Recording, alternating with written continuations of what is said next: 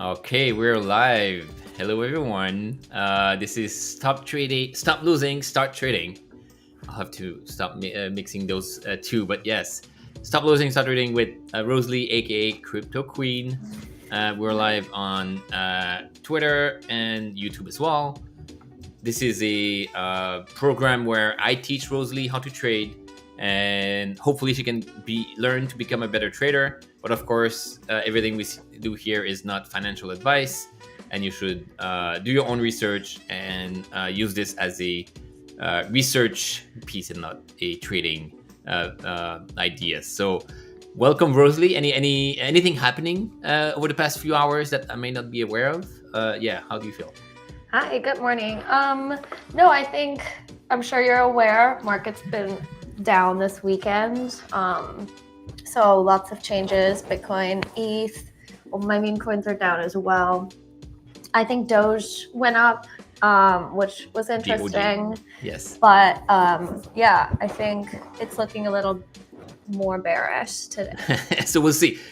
All the market moved at the same time, so that just means there is a broader event maybe happening.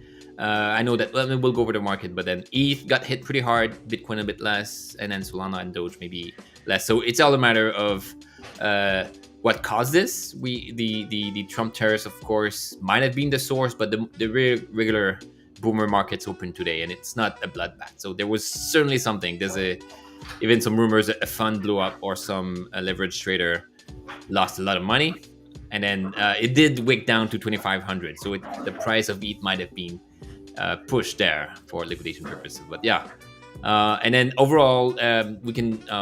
So I don't know if you had time, but we discussed trades here, and the intern.panoptic.eth, you can follow their trades, is doing trades based on our recommendation, or maybe not. They are free to do what they want. So anything that you remember from last week that you're eager to kind of look at how the intern did? Yeah, I'm very curious to see the Colt option, and also, yeah, I think the ETH option should be making a good amount of profit now. So I'd love to check that out as well. All right. So yes, without further ado, I'll share the screen. We'll go over the markets a little bit, and then we'll dive right into the current trades from the intern and the Rosalie's ideas. So again, the market looks red. Tether going up, but yes, the market looks red. I'm focused on Ethereum because we're mostly there. There was a pretty violent move last night. It was kind of peaking again from the peak, which was kind of over the weekend. It went down quite a bit, seemingly on a constant downturn. It recovered today, but that specific move can be very scary if you're a trader, if you're a holder. Again, you've seen those moves, but if you're a trader, if you're actually trading options, there's a component of leverage. You can get liquidated too. This is always a very, very dangerous thing to see. We'll discuss this towards the back end of the show, how to manage your portfolios, that you're protected to some extent or not afraid or towing the line between liquidation and profit. But yes, huge drawdown, slowly creeping back up, but this was a huge change. So ETH down 10% now, but it was kind of, I think, 20% from peak to trough in the past 24 hours. I like to look at the gas because we're on chain, we're trading, and on Etherscan we can see current gas is still pretty high, so 40 Gwei. This is something where, again, they see the price, but a swap could be quite pricey if you do NFT sales or anything that is very complex. If we're doing options, it's a lot more complex than that. This could be $100, $150 per trade. So typically you want to maybe not overreact.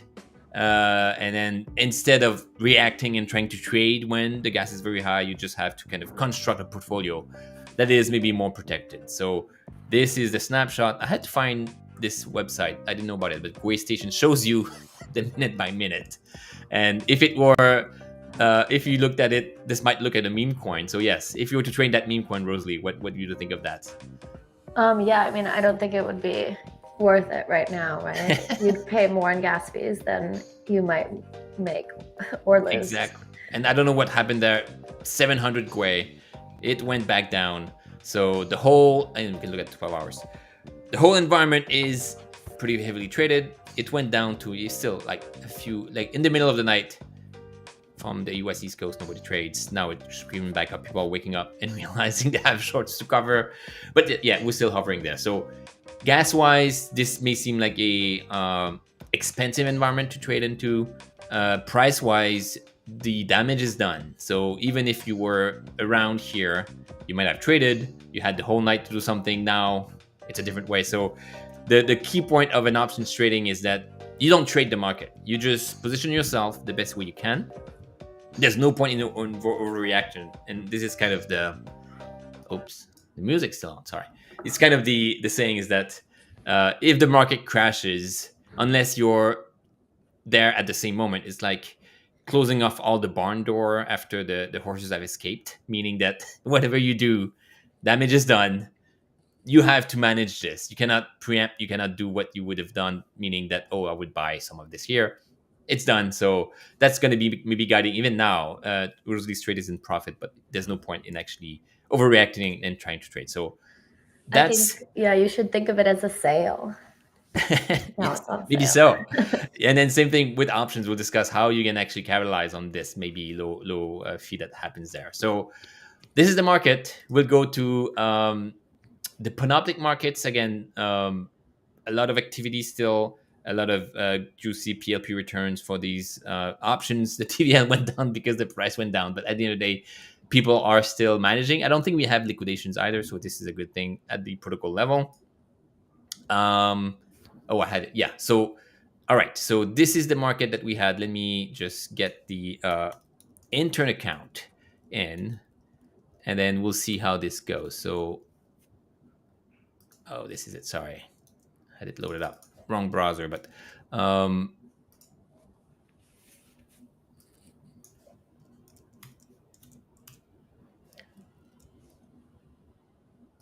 right. So we can view any position on Panoptic. This is how the Panoptic is on chain. Everything is transparent, so there's no point in hiding it. Might as well make it easy to get. So this is the Panoptic intern portfolio page.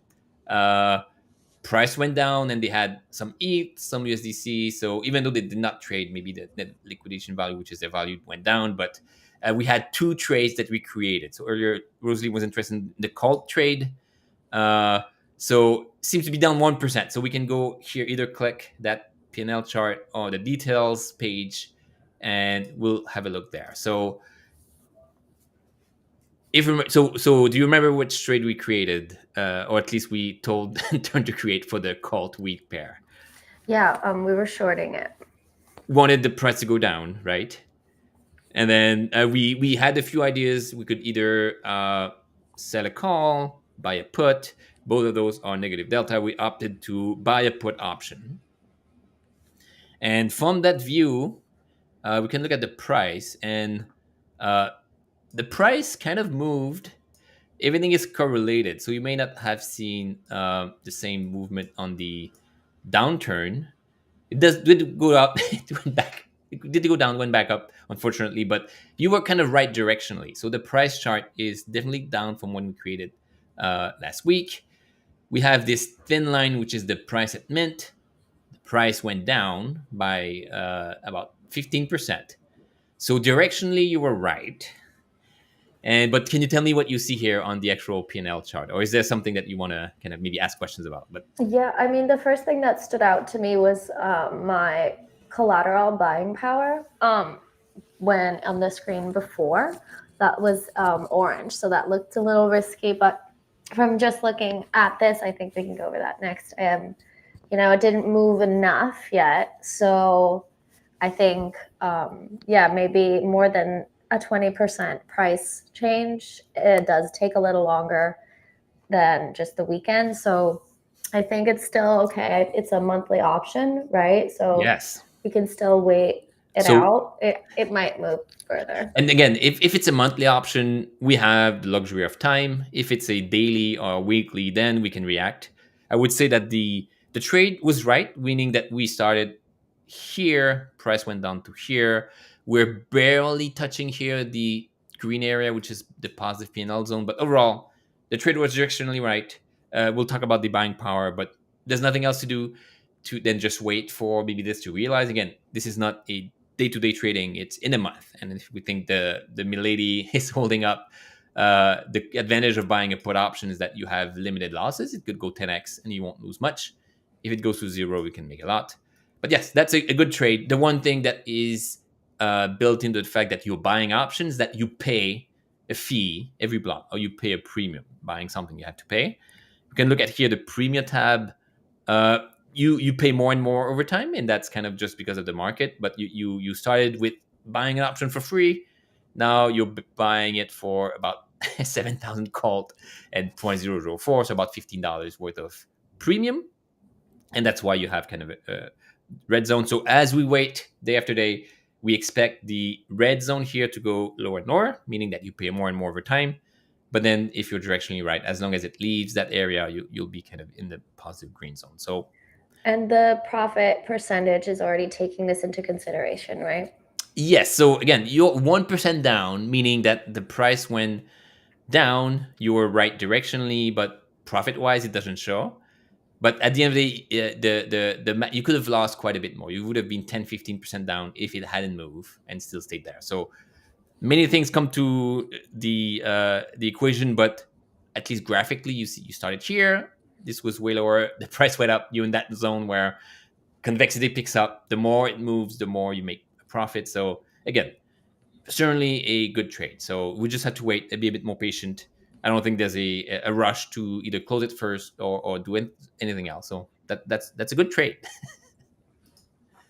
And if you look back at the buying power usage, so as a trader, you deposit collateral. This collateral kind of sits in your wallet, and you use this to purchase options. So you're kind of borrowing, or you're utilizing that collateral balance. So Intern did not deposit that much. He created a 1 ETH call put option on Cult. In that case, it's 66% buying power utilized. So the way this works is that the buying power utilization, if you reach 100%, you get liquidated. And if it's below that, even though it gets orange and red and super deep red, it's not that dangerous as long as you can either close your position before or kind of manage this. So in the buy side, you buy an option, you wanted to get rid of your call. We went a bit overboard and we used 50% buying power initially, meaning that we started with some amount, use 50% buying power. Now, as we wait, as we pay more, this will decrease. But as long as we catch this liquidation or we don't allow it to be liquidated, it's fine. So that position here, which was called, has 66%. May seem high, but you're buying an option. This was an exit trade. The other one that we have here is the ETH USDC. So can you remind maybe the audience or me as well, what was the sentiment on that ETH price? Yeah, when you I created think that trade? so. This was a call spread, if I remember correctly. So it was a put and a call. Not quite. So we can look at this. It's green, which is a good sign. It seems to be up 18%. It's a good sign as well. If you remember buying power here, we always say between 5 and 10% of your buying power. And if it were either going the other way or you had a naked position, that buying power would have gone up. But now because it's defined risk, it stays the same. So that is the payoff that you're creating. If I click on the details, we can see it a bit more. But in that specific case as well, you had this is a call spread where you buy a call option. This is the range that you buy, and you sell another call option. Okay. Yeah. And it's effectively moving liquidity that's sitting out of range, being closer to the money and being in range. And again, there's a thin line. You started, the price was 3,200, so far away, and not it seems to be so long ago. But you were right directionally as well. It started at 3,200. Now the price is 2,700. You extracted basically all the profit you could. Because technically, you're out of range now. So you were right directionally. Most of the time, you stayed in range. And you can see you made, again, $20 in premium as well. So you got paid for that trade. If you look at the price, at the premium, nothing happened. The price shot up over the night. So you made a lot of premium, about $15 in like a few hours. And now you were out of range, which is flat. So given that you were right directionally and you're maxing out your max profit, this is still a monthly option. So what's your first take? What would you do with that position? I think I would close it now because I maxed out my profit. But given that the gas fees are so high at the moment, I guess you'd have to watch it closely. No, so yeah, I'm not sure. Or you could, keep it open for another couple weeks, but Yeah. I prefer to close at max. Yeah, so a lot of the decision making is knowing when to leave or exit a position. And again, your first instinct is right. We're maxing out the profit. If it goes further down, which was your assumption, you won't make more money. So there's no point. If you trust your initial assumption, it got realized in 4 days as opposed to a month. So yes, you would close it. You don't have to close it right away because even if the price moves, it's kind of flat. And I'll try to show this here, but your profit is $138. If the price, even if the price goes up to 2,900, goes up another 4%, you make a little bit less, $122. So you may be losing $10, even though the price moves $200. So you have 1/8 of position. Price goes up $200, you should lose $200. But because you built it in the right way, you only lose $20. So even then, there's no rush to close. The gas is definitely the issue. So you can even, as the intern, you can send it out with maybe 7 or 8 Gwei and let it sit in the mempool for a while. And maybe every now it's the gas post merge goes back quite quickly down. So you can imagine that within the next hour, day, maybe it's gonna go. So I would say this is a good trade.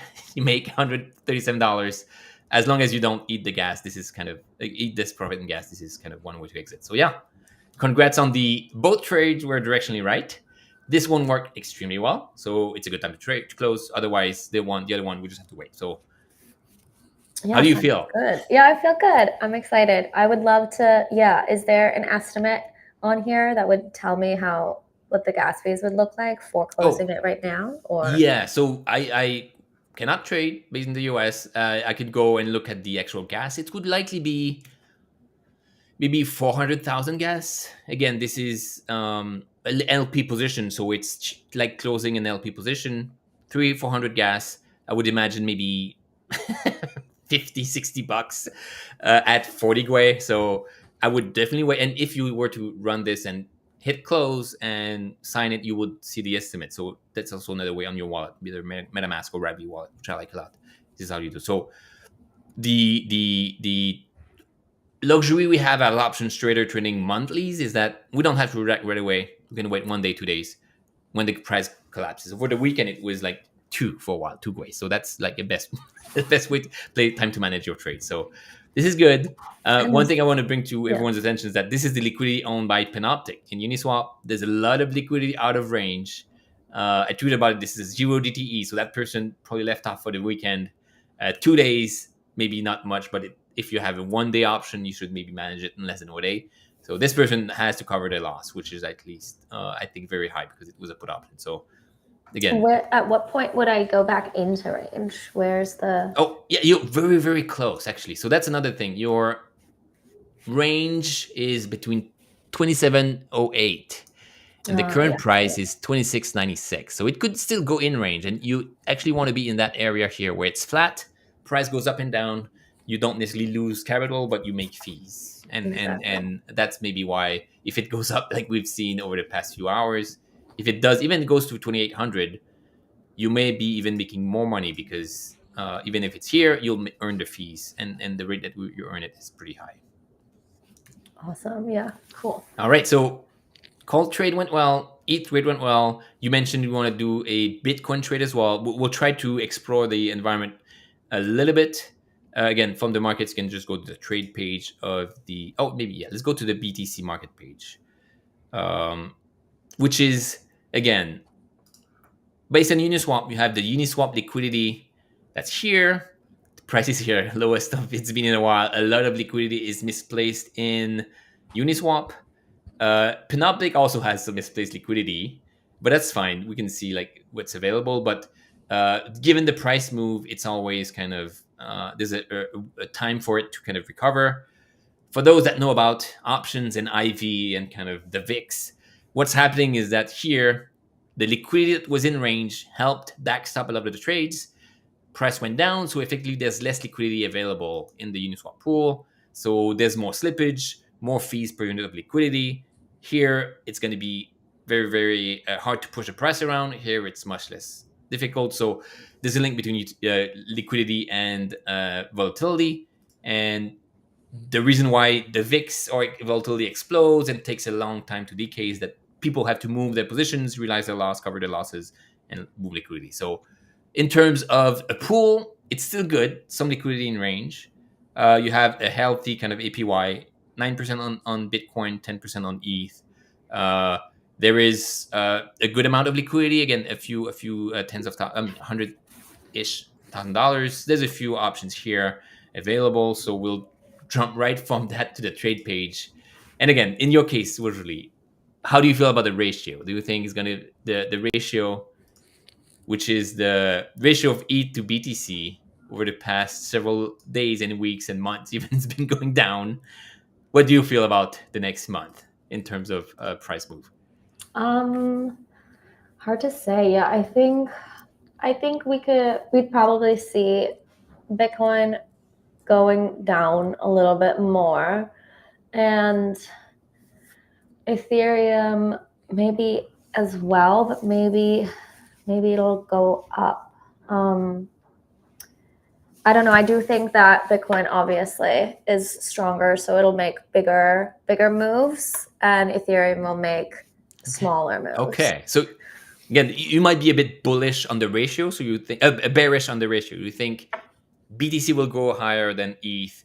And again, the conviction is that is it extremely bullish? Or it could be neutral to bullish, or it could be purely neutral. But from your sentiment, might be neutral to bullish, right? Yeah, I think neutral to bullish. Yeah, or at least the ratio is going to keep going down, neutral to bearish. But yeah, so that's neutral to quote unquote is a different trade than extremely bullish or extremely bearish. So that's just what guides your trade. And if you think it's going to go down again, there's a few strategies, but it's going to be a bearish strategy. You can buy put options, but I would say that it's likely going to be, it's not too bad. This is out of range liquidity. You can still buy this option, but that's one other way to kind of capitalize on the price going down. And for this strategy to be correct, both would have to go down? So the ETH would have to go down faster than BTC. Okay. Or BTC goes up faster than ETH. Okay. Which is what we've seen. Maybe BTC has hit all-time highs. ETH is still low. So I would say buying a put is still interesting, but there's a long way up that you could get exposed to. And because if you're here and the price goes up a little bit, then you're kind of losing directly almost 1-to-1. So that is a bit more extremely bearish. Because if you're wrong, you'll lose right away. Whereas I'm going to create another strategy, and then I'll show you, which is a little bit less bearish. But you can imagine that if you're right, you make money. If you're wrong, you maybe lose a little bit less. So if you're neutral to bearish, one of the things you can do is sell a call or do a call spread like we did for ETH. So in that case, that's another trade. So maybe we'll try to. So if you're neutral to bearish, are you comfortable with another call spread, which worked well for ETH USDC? We could do the same thing with ETH BTC. Yeah, I was thinking that. I think here it looks a little too risky. I would like it to be. And so there's some liquidity available, which is great. You can buy it, and you can actually move it in range, which is what a call spread is. And the way that we did it last time, the strike was very close to the money, the blue line here. The option you're purchasing might even be fully out of the money. But I would say this looks like a reasonable trade where you do expect the price to go down. Depending on your size, you could expect to make 15-20% still if it's fully realized. If it's going all the way up, you have a limited loss. So that's a good thing as well. And I would say this is also a perfect trade. If you are neutral to bearish, a little bit like the ETH USDC, we could repeat the same trade if it works for you. Yeah, I think this should work. And should we also do monthly option, or maybe it'll change quicker this time? Yeah, again, I would also, for the purposes of teaching the intern, would stay with the monthly option. If you're doing weekly or daily, you have to be a bit more active. So same thing with most retail traders. You don't have to be on top of it 24/7. So a monthly is a good trade-off. And you would see the price move. If the price does move, you don't you just go with it. And now it's a bit harder to see with the ratio, but if the ratio goes up 15-20%, which is a huge move, you're still not moving too far. So if you were to do the same thing in the monthly, weekly, or daily, it would be very, very faster pace. So you would have to handle. So Okay, that makes I sense. would say this could also be a very good trade in terms of the neutral to bearish on the ratio, meaning you think BTC will go up faster than ETH, or ETH will go down lower than faster than ETH. So yeah, that sounds good. So again, this is all discussing the trades we can do. So we can even paste this link. We'll do this on YouTube as well, but you can look at it yourself. You can interact with it.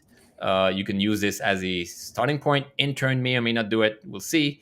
But at the end of the day, this is a good trade, neutral bearish, call spreads, limited risk. You know what you lose the most. You know what you gain the most. It's a good trade for a beginner. So again, another good. Hopefully you'll be right. But the way that we're structuring those, and this is why I asked you how you feel. You want to have multiple wins. You want to put the odds in your favor. That when there's a big move like we've seen over the weekend, maybe you lose 5-10% of your portfolio, but you've kind of accumulated some wins. So this is a good strategy as well. High probability of profit trades, and you do this to weather these big moves.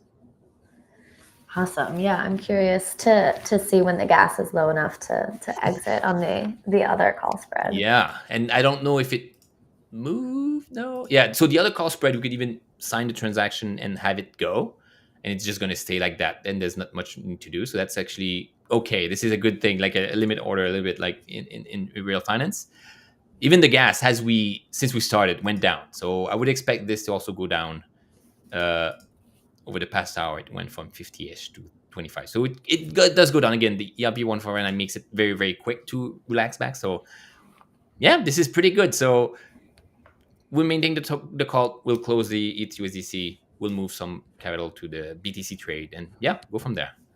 Cool. Awesome. So this is the first half: how to trade, stop losing, start trading with Rosalie. The second half, since it was a eventful weekend, we'll bring back Izzy from the BD team at Panoptic, but we'll discuss current market conditions, maybe go over the questions that you guys have either on YouTube, or maybe you have them as well on Twitter. But yes, and yeah, thanks, Rosalie. Awesome. Thank you. You're making the intern a lot of money with your good trade, so this is a good thing.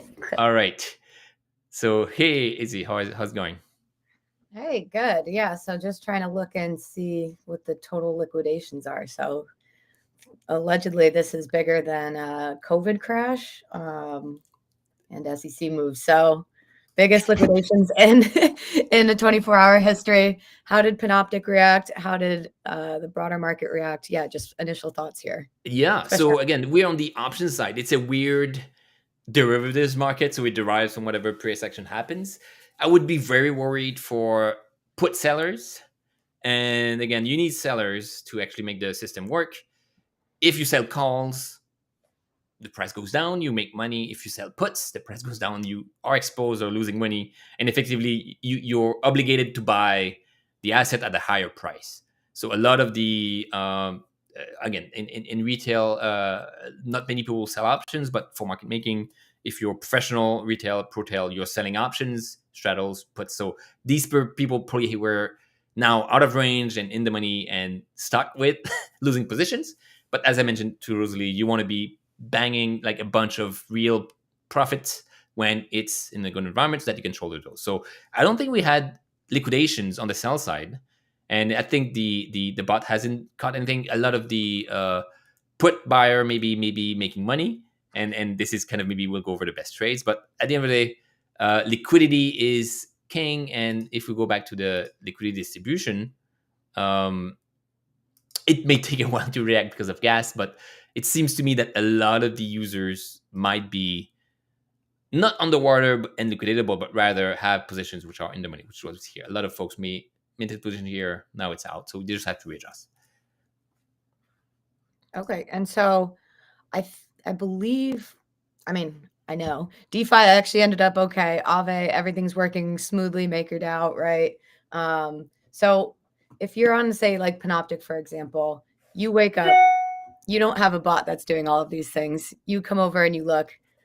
Is your first impression to panic and just close everything and then look after? Or how do you kind of weather these storms? Do you just kind of go by position? Do you look at your portfolio? You're an options trader. Yeah. How do you weather this panic right now? Yeah, so you construct your portfolio so that these large moves, as big as they are, don't necessarily matter, or at least they won't liquidate you. So typically, you have your whole portfolio in front of you. You create maybe netting positions. One option is losing money, the other one is making money. And you can sell, like, something is delta neutral, meaning that you may lose money on both sides, but because of the trading activity, you make fees. So the correct way, or the best way to handle these, is to look at your whole portfolio. Forget about each individual trades. You may be minus 25% in one, but you're positive 25. So you look at the whole portfolio. You make sure that you're not too exposed. And actually, I'm going to show a tool. And you close your positions first. You remit positions to kind of really quick liquidity, offset the risk, and then you kind of go from there. So one thing that I want to do is that a lot of these positions, it's all transparent. This is the options chain. I'm going to try to find one account that might be, I don't know if they're underwater, but definitely where you sell options, you're a bit more exposed. This person in particular had two positions open. This is a call option. So they made money on one, lost money on the other because it's a put option. I would say, oh, this is the one that sold the 1 day option. So that might not be the best example because they are maybe in more trouble than the average. One thing you should look at the whole portfolio. I'm trying to find one that. All right, this person has a bunch of options opened. I don't know the address, but these are straddles, which is a bit more delta neutral. This is maybe more bullish. So each position may seem to be making money $700, making you lose. So they offset and get pretty high in terms of the netting. But you can look at the whole portfolio P&L and use this as your way to adjust. So in that specific case, in Panoptic, we show the P&L chart of your whole portfolio. So even though they have 5 positions open, you can combine all of them together. This is their position. And if you look, they are in the green, meaning that they, regardless of what the final, like maybe they started here, they may have lost, but because of the fees, because of the structure, they are still ahead. So they may just be fine with not losing money. They may not be happy with seeing that slope being so high. So they may close some positions which are out of the money here, remit some closer to the money to readjust their delta, meaning that the slope of how they're exposed. But if so that person is still well within the away from liquidation. Again, 50% buying power usage. You don't want to get to 100%. So they are extremely well protected. They sized their position right. They did not overextend. And it's life. You make fees and you like these sudden moves. And this is, again, let's look at this particular position. This is their best performing one, but they created an option 24 days ago, way before we knew where the price was going, selling a put, selling a call. These two kind of were in range most of the time. They made quite a bit in premia, and this is kind of what you want to see. They steadily accumulated premia. They made $1,200 or $1,150 in premia. They get paid for that risk, so they're okay with the position maybe going against them. But because if you net, they were delta neutral, you net the price move and the fees, they are net positive for that trade. So that's maybe a big move. They freaked out for a little bit, but if they are good at options trading, they realize that this is not normal, but this is expected. You know how to handle this. In that case, that trade was pretty well positioned because fees offset the loss. They could even leave it like that and kind of wait till the market moves again. Cool. So this is the Uniswap liquidity that we're looking at in the purple, right? This is the Panoptic liquidity. So we have some level of misallocation. Hey, that's okay. That's expected to happen. So for LPers though, so if you're like a moderately large LPer in Uniswap, right? Why, like, what could you have done differently if you were to be in Panoptic? I assume many of these people, if you have a massive move in ETH like this or BTC, but you're long both of them, right? You would Yeah. just kind of sit and just say, oh, okay, I've been 100% allocated into both of them, right? Because you always get the worst deal. So you've been sold out into both of them. You're just going to sit and wait it out. Or you could sell off at the bad price, go 50-50 again, Yes. and take that hit and then hope it doesn't decrease more. But why is that perhaps not the best way to put your funds and take that risk in Uniswap? Why would you rather go into Panoptic? And Yeah. what can you do, I guess? So the way that we want to kind of shift the trading behaviors is Right. don't put all your eggs in one basket. Don't have one huge position that you have to balance and adjust, because you cannot survive by putting all of your money in one single position. That person did the right thing, which is they split their positions around among many of them. These are delta neutral. This is, again, I'll show this one, but this one is probably to offset delta. And what they did is that they created a position that allowed them to adjust their risk. In that case, maybe they were thinking it was bullish, but you can maintain the same position open, not need to rebalance, and rather open a new position at a smaller size to maybe manage that risk. So at the end of the day, by managing 3 to 5 positions, you may have more freedom, more ability to adjust. And it's not just providing liquidity, being on the short side. This trade here bought an option, sold another one. You can buy options for protection. So it's just kind of you have more tools in your arsenal.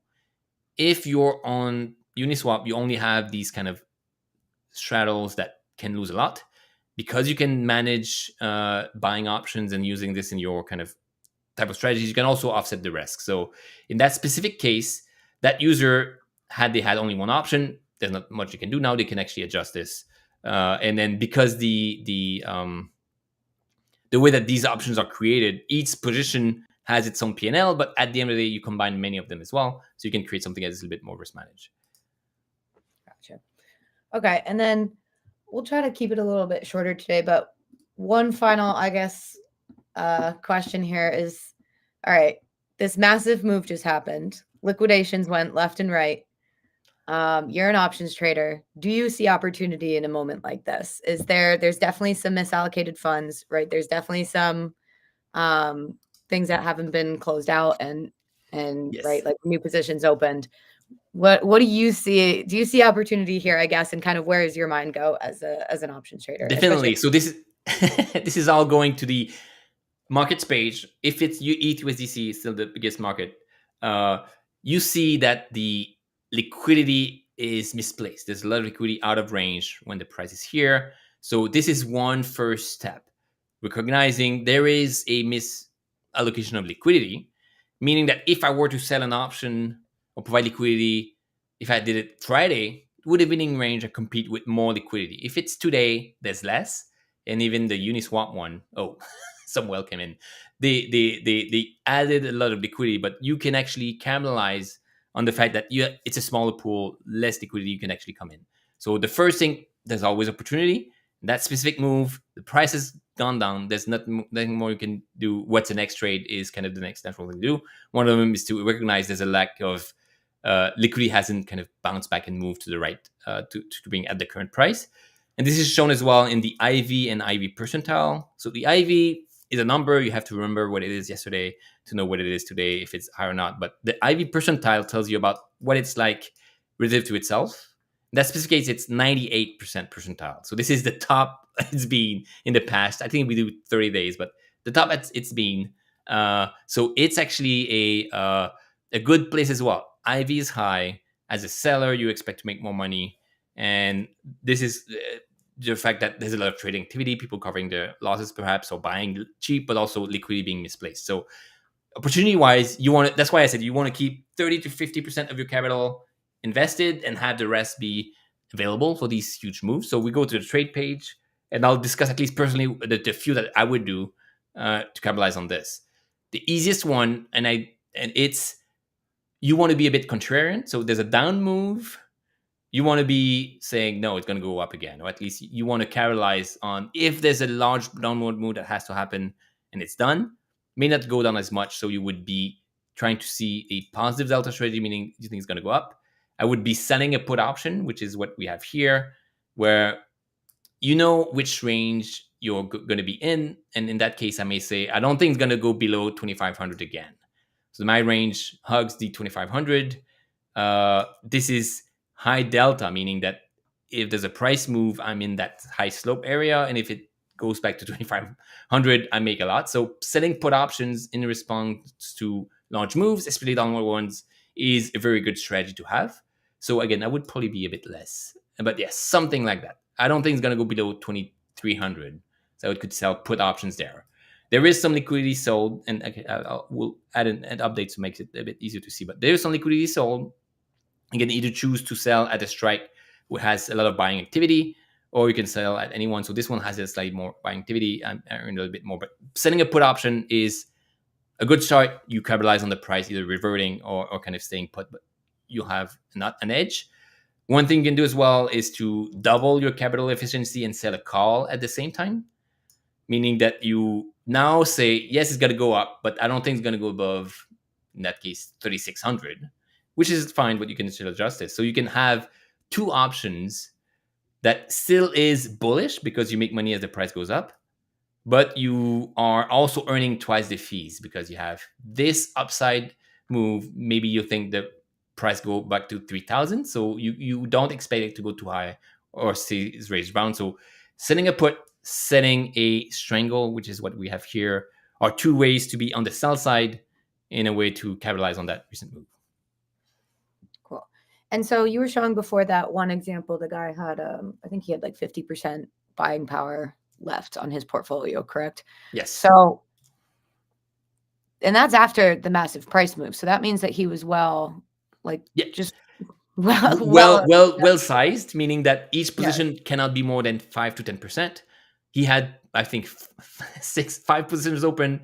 I could imagine maybe between 25 and 40% was where it was.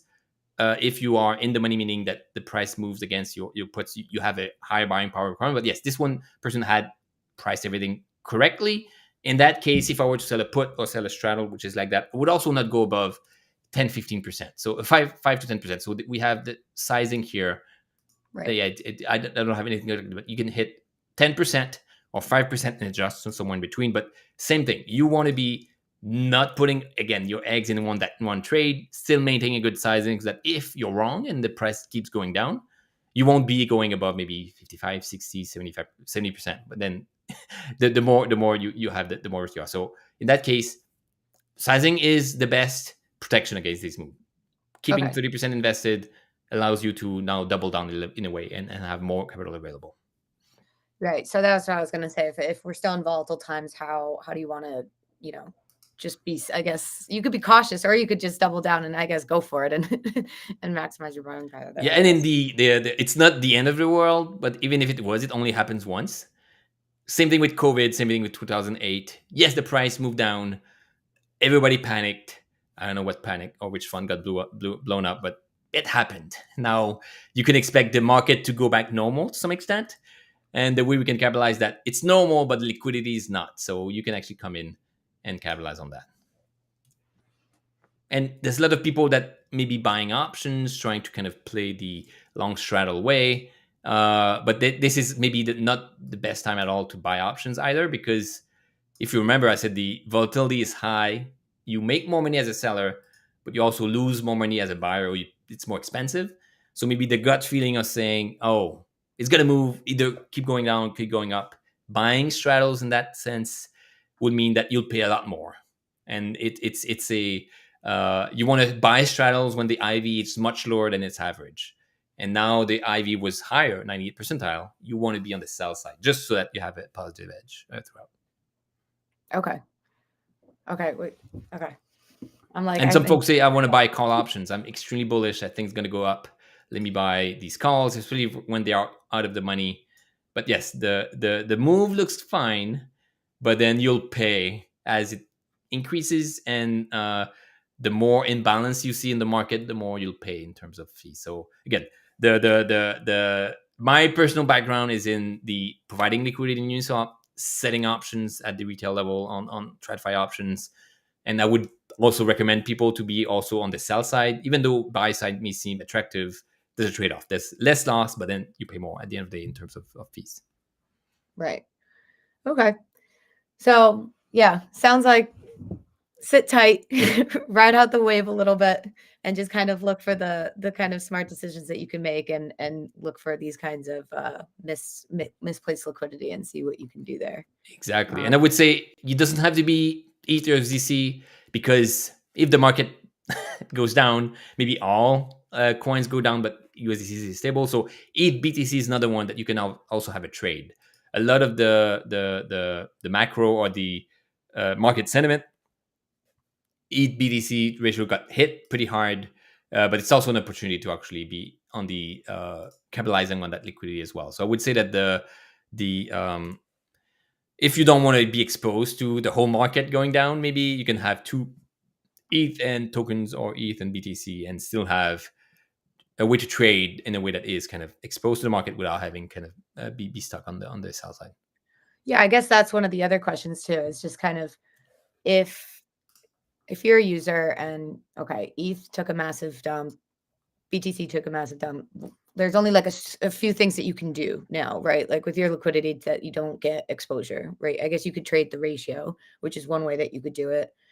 Could do something very basic, just lend on Aave, I guess, or something like Yeah. that. But technically, you could also just lend on Panoptic as well, right? Yeah, exactly. And the you get paid for, you can lend and have people borrow, and that's kind of, as people are exposed to options a lot more, it's now the aftermath of any price move is the best way to kind of enter into a market. So you expect the lending rate and the APY to go up as people are managing the positions, but also people will capitalize on that.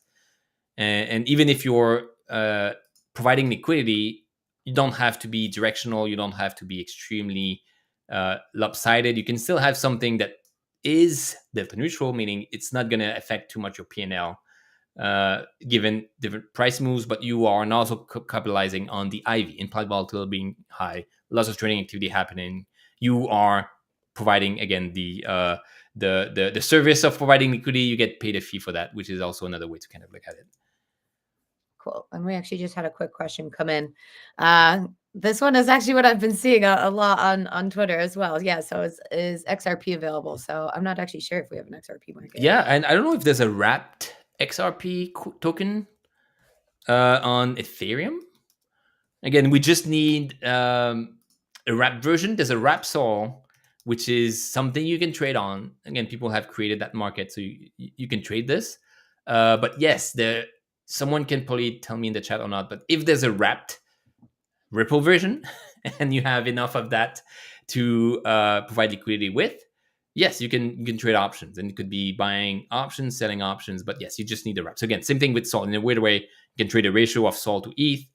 I'm sure a lot of folks have a strong opinion regardless of the way it goes. So we can also create options if it's a bridge version. Right. But yeah, ask me about Ripple and talk about Sol. But yes. Yeah, I'm actually not sure if there's so just so this user also knows that since we're built on top of Uniswap, there has to be an existing Uniswap market for there to be a Panoptic market. So I actually don't know if there's a Ripple market on ETH mainnet for Uniswap. Yeah, that's right. And it didn't show up in our search bar, but we'll see. And again, that's another opportunity. ETH Sol people are either panicking or feeling ecstatic about both prices. But here, look at the IV, 80% IV, which is very, very high compared to like two cryptocurrencies typically are very correlated. This one has a bunch of IV. IV percentile is also pretty high. Liquidity is well distributed, meaning that the price will be stable to some extent for trades. And there's like 100 ETH, like, I don't know, 300K worth of liquidity. So it's pretty stable. That's another prime market. So again, I'm stretched too thin, but if you want to trade the ratio, that's also a very good place to also start the market. Okay. And so if you're trading the ratio in Panoptic, you can do single-sided liquidity, but what is the relationship that you're betting on between the ratio? Like you could go up, you can go down, but what is, I guess, kind of what is your bet when you're trading the ratio of Yeah. So two, I guess, diverse coins like this? Like you could trade meme coin. Like what is the bets that you're making here? yeah, so it is the market cap growing at different rates.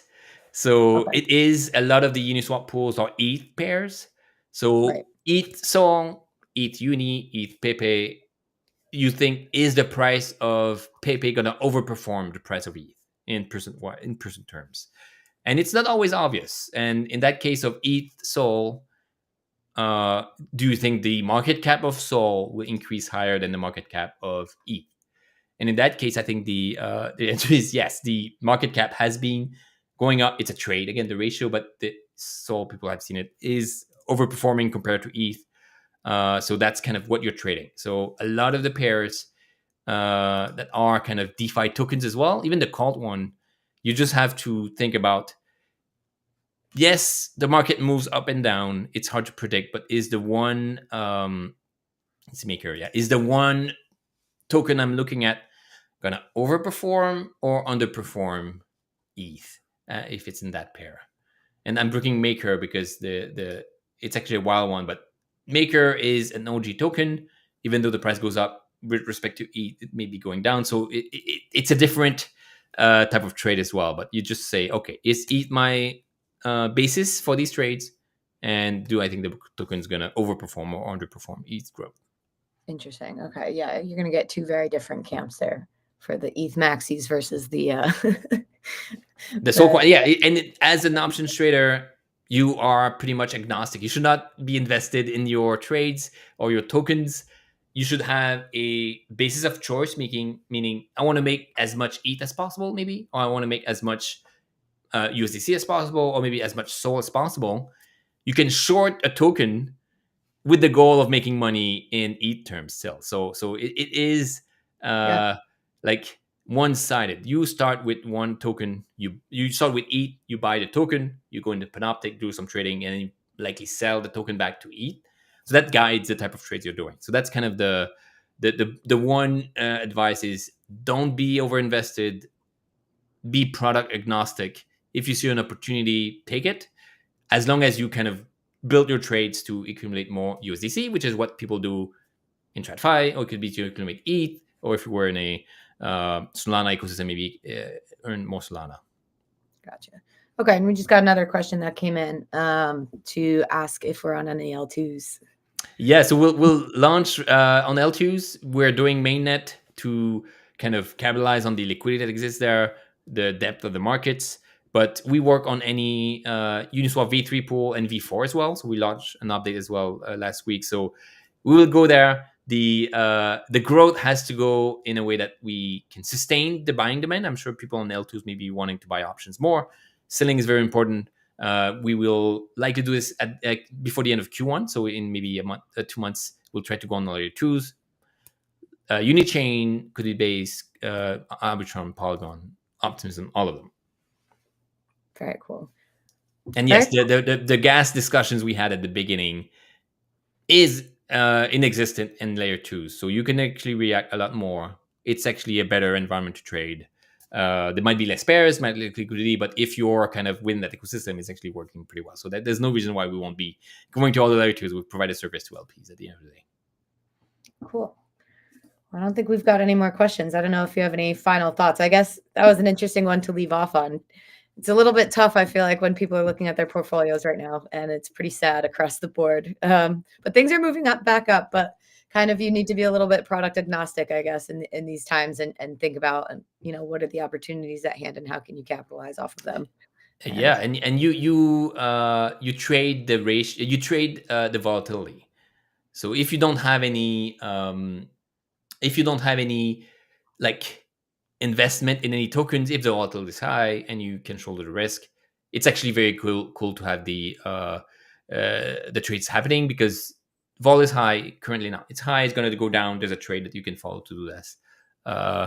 Yeah, so there's one last thing. Again, I think ETH and BTC have had a cool, interesting relationship. and that's kind of shown in the ratio as well. But every time BTC hit 100K, the ETH price at that time is going lower and lower. So the ratio is definitely one thing that is going down. As I mentioned, if you are an ETH maxi but still think that the ratio is going to go down, you can trade options that make you end up with more ETH. You're buying it cheap, I guess, or you're earning fees on that ETH, even though you think BTC is going down. So you kind of, there's disconnect between your the token that you're trading in the strategies and the final results. So even though you think a bearish trade on ETH BTC may mean that ETH goes down, but you accumulate a lot more ETH, and that's kind of the idea. Cool. Actually, now, since we've been talking on here, BTC's approaching 100K. It's at 99,000, literally live. So it sounds like a lot of people saw the dip and thought of it more as a discount opportunity rather than any sign of crashing in the market. So yes. And again, it's unpredictable. Whether I don't think there's any cyclicality or anything you can anticipate. If there's an edge and everybody knows about it, then it's not an edge anymore. So yes, the trade that you do is based on volatility, based on liquidity, based on how you can capitalize on that. And yes, the end result is that it's a different mindset. Yes, let's put it at that. Trading options versus spot. Cool. Well, I guess we'll see back on Wednesday to see how the market reacted from here. But it looks like in less than 24 hours, Bitcoin kind of has already come back up. ETH moves at a slower pace these days, but we'll see how Ethereum does. But Ethereum's already climbed up from its low of almost 2,200 back all the way up to 2,700. So, but it looks like that ratio is they're becoming less and less tied together in price. Yes. So we'll see. And again, we're on ETH. I personally am doing that trade where I want to accumulate more ETH because it's within that ecosystem.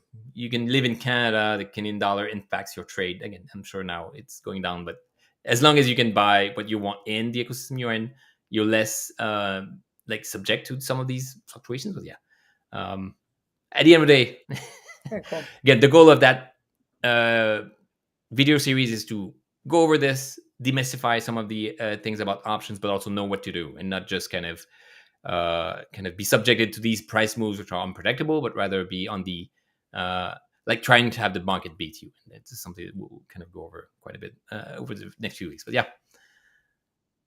very cool. It might be interesting to look at how the IVs reacted this between Deribit and here. Like exactly. So tomorrow we'll have a research piece. So yeah, we'll try to also put some more a lot of high quality research on that show. So tomorrow we'll make an announcement. We'll have Amy from the research team, but we'll cover research topics that may not be actionable in terms of trading, but rather kind of help educate and kind of teach how IV is its own thing, how you can trade. So yeah, tomorrow with Amy we'll have a short piece on volatility, which is going to be pretty interesting. Very cool. Cool. You heard it here first, guys. Tune in tomorrow to see you give a talk on IV. All right. Thanks, you guys. Yep. So I'll see you guys. Oops. Bye-bye.